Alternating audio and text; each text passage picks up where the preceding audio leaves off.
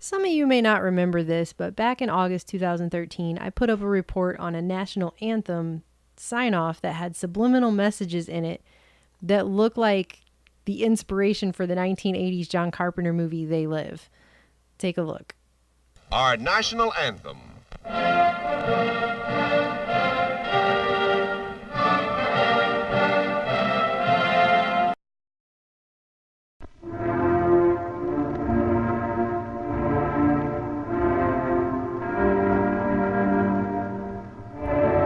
Did you see the letters change at the bottom? Let's watch it again in even slower frame-by-frame motion.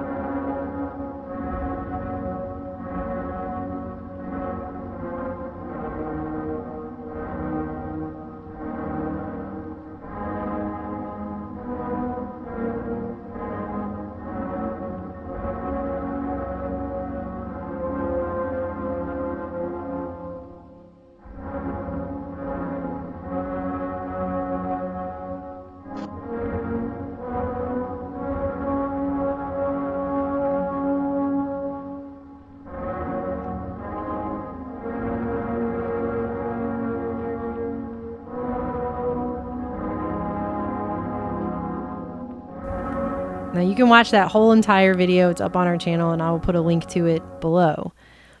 This is the sign-off that would have played at the end of the day's TV broadcast back in the 60s. And it's been claimed that this clip was found lying around on a film reel at a local TV station out of Alabama. And it looks like it was part of a CIA-sponsored project into subliminal messages and mind control. Because as we know, MK Ultra, which has now been declassified, was going on at that time. And it's specifically mentioned in the subliminal message. Now, other people have disputed this and say that the video is a hoax, but I've actually found some more information lending to the fact that it might be real. The first claim it's a hoax is based on the fact that it seems too on the nose that MK Ultra and MK Naomi are specifically mentioned, because we now know that those were specific names of CIA mind control programs that were going on at that time. While that might seem true, it doesn't make sense, because MK Ultra had not been declassified and made known to the public, and wouldn't be until 1975. And moreover, people didn't have VCRs. Nobody was readily recording and replaying these things, so they wouldn't expect someone to catch it and look at it later. Now, the second claim has to do with the fact that there's a version that doesn't have subliminals, where the film looks a little bit darker. And so the claim is that this was taken from that. Well, the top version's formatted for a smaller screen, and it takes from the larger frame that you see below. That would be a wider aspect ratio. And, whatever the larger version is would be the full film playing, and another version would be cropped, altered, and formatted. It doesn't make sense to say that the one with the subliminals came from the one without, because the one without has a narrower field of vision. When I originally put this report up, I actually had not researched the subliminal aspect of MKUltra as much as I have now because of the third reason people say it's a hoax, which has to do with the fact that subliminals just don't work, so why would they bother? But they did bother, and they definitely were looking into that. They were definitely looking into it in the 50s, and it all adds up with this video. Recently, I was looking through some congressional subcommittee hearings, like you do, and apparently they held one on subliminal communication technology, which was held in the year 1984 of all years. And put into the record was a Southern California law review document that mentioned several very interesting points. First, it notes that according to previously classified documents, the CIA was testing subliminal manipulation in movie theaters during the late 50s. And in a document on these studies speculated that subliminal projection can be utilized in such a way as to feature a visual suggestion such as obey deleted. So they were openly, literally discussing putting the word obey into a subliminal, and they were openly doing it in movie theaters across the country, including one in Alexandria, Virginia in the late 50s, right around the same exact time that this national anthem sign-off would have been created. Obey deleted. What do you want to bet government was put in there? That is pretty spooky that they redacted who they told people to obey, but that there was a command to obey. It also says here that the Central Intelligence Agency has investigated the possibility of using subliminal communication to implant suggestions or commands to reduce a subject's resistance to hypnosis or to affect political outcomes. That's all stuff that's on record. And even this law review admits the extent of the CIA research is unknown. But they were saying obey something. They redacted whatever that was. I mean, people say that it's a hoax because subliminal messages don't work, so why would they do it anyway? And that's not even really the point. The point is that they were doing it at all in the first place. That's the point. But as far as it working or not working, obviously, this was still going on at least up until the 80s because Congress had a subcommittee hearing all about this. A meeting where, just by the way, they don't mention brainwave entrainment even one time, which was something that was coming into being at that time. So, because this stuff progressed over the years and became more sophisticated. So Congress has a meeting about subliminals in the 80s, and they specifically don't mention entrainment. I think it's pretty red herring.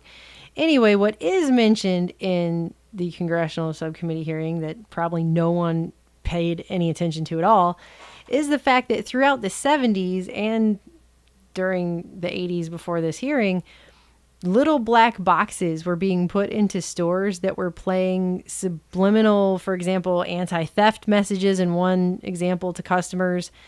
And it cites a 1979 article out of Time magazine where it specifically talks about how they're using these little black boxes that mingle bland music with subliminal messages, an anti-theft message, I am honest, I will not steal, repeated rapidly 9,000 times an hour at very low volumes that are barely audible at all to shoppers, but register in some deep recess of the brain and apparently influence behavior. 50 department stores in the US and Canada had installed the devices to reduce shoplifting and employee theft. The black box inventor Hal C. Becker says, I see no reason why there won't be audio conditioning in the same way we now have air conditioning. They were also using these in people's workplaces, like in a real estate office. I love real estate. I will prospect for new listings for clients each and every day. Can you imagine? They're playing these things 9,000 times an hour subliminally to people where they work, where they shop. That's the thing. Classic subliminal technology has been shown to increase sales profits or compliance with commands not to steal by a certain margin, a significant margin that makes it worth the expense and the trouble. Well, in a political system where people vote, a message to obey the authorities or obey the government might just be enough to keep a certain majority in power or a certain political policy rolling. Ladies and gentlemen, this commercial is going to use subliminal advertising. But much more significant than that is the fact that visual subliminals in a single frame of a movie or spliced between words, as we saw in the 40s, 50s, and 60s, has become a refined scientific targeting technique where they have a specific frequency and a specific audience in mind. They can layer signals underneath the visual and audio stuff that you watch on TV or in movies. This guy, Hal Becker, by the way, founded a business out of Louisiana called the Behavioral Engineering Center. So just think for a second about what that means.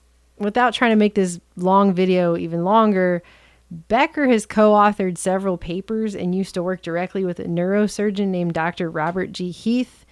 Heath, in the 40s, was researching ergot with the Walter Reed Army Institute of Research, and by the 50s, he was doing psychosurgery and the implantation of electrodes to stimulate certain areas of a person's brain and control their moods and behavior using radio frequency.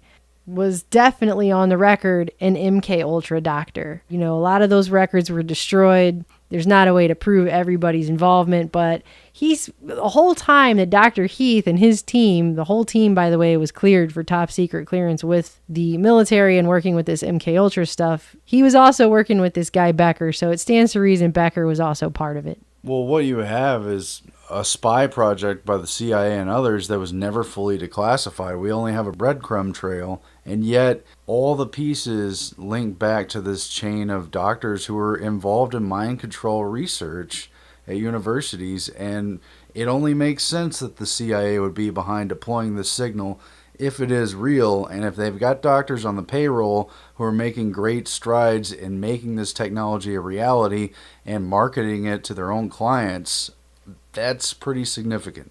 I'm just saying, I mean, these aren't people that just do things for no reason. I mean, this Becker guy, he worked at MIT, Tulane. I mean, you could go back and his CV is quite extensive.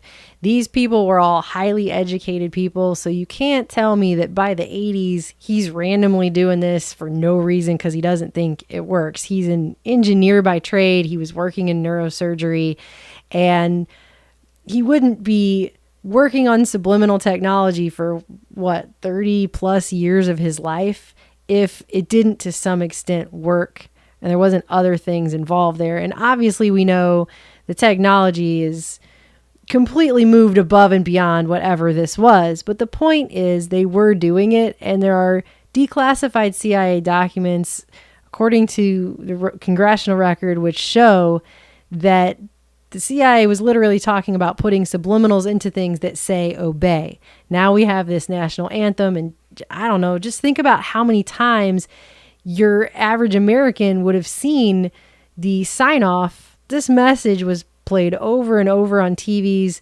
throughout that time period, every night, night after night, when people are beginning to fall asleep for at least a decade. And so what did they accomplish what they were trying to? Did they not accomplish anything? Does it matter? The fact is they did it.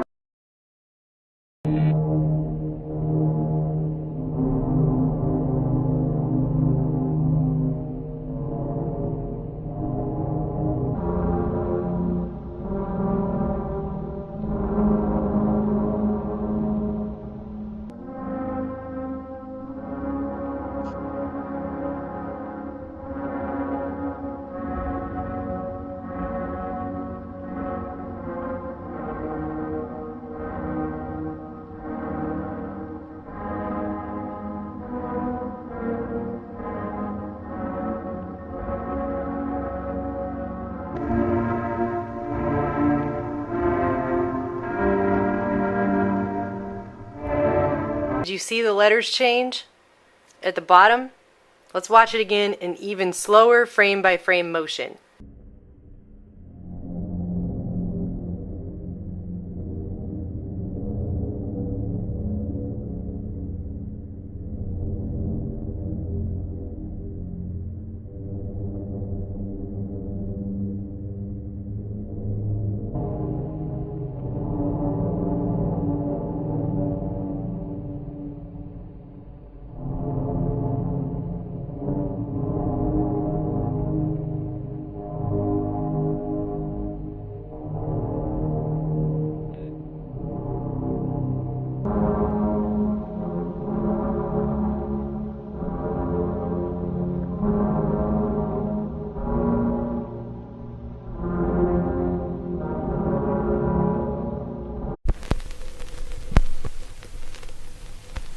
Some of you may not remember this, but back in August 2013, I put up a report on a national anthem sign-off that had subliminal messages in it that looked like the inspiration for the 1980s John Carpenter movie They Live.